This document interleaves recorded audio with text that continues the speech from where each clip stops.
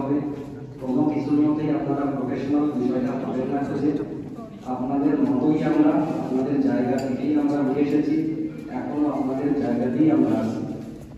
আমি আমার কিছু ব্যক্তিগত জীবনের কথা বলবো। বিশ্বাস ইনস্টিটিউটের বয়স প্রায় 11 বছর।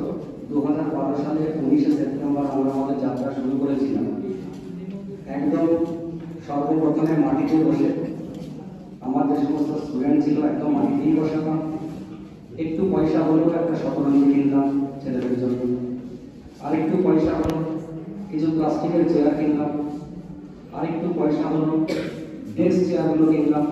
এখন আরেকটু পয়সা হয়েছে ছেলে মেয়েদের জন্য এই যে ইনফ্রাস্ট্রাকচারটা আপনারা দেখতে পাচ্ছেন, এরকম স্লোগান করে দিয়েছি। যথাসম্ভব চেষ্টা করেছি স্টুডেন্টকে ম্যাক্সিমাম ফেসিলিটি দেওয়ার আমাদের সাধ্যের মধ্যে থেকে। এই যে জার্নি পিরিয়ড, এই জার্নি পিরিয়ডে আমার অনেক ব্যক্তিগত কথা